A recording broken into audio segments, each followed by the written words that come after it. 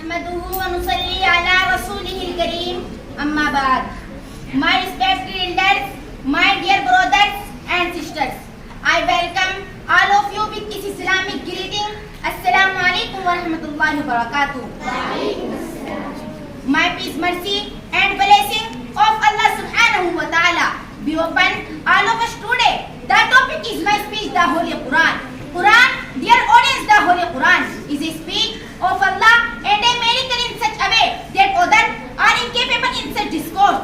Quran introduced itself to be a miracle based challenge says, قُلْ إِنِ اجْتَمَعْتُ الْإِنسُ وَالْجِنُّ عَلَىٰ أَنْ يَأْتُوا بِمِثْلِ هَٰذَا الْقُرْآنِ. Say, if all the humans and giants joined together to produce something like Quran, they never or product something like Quran, or they help it is their audience, the Holy Quran. Improvises as complete God life in every life in discuss in it the Holy Quran is the everlasting book Allah has in it the Holy Quran that Allah is responsible for the safety. Allah says, Inna nahnu nazzalna dhikra wa inna lahu lahafizun. It is why who ruled it and it is why who are the guardians, dear audience. This is why who one no go succeed to enter to small verse the Holy Quran.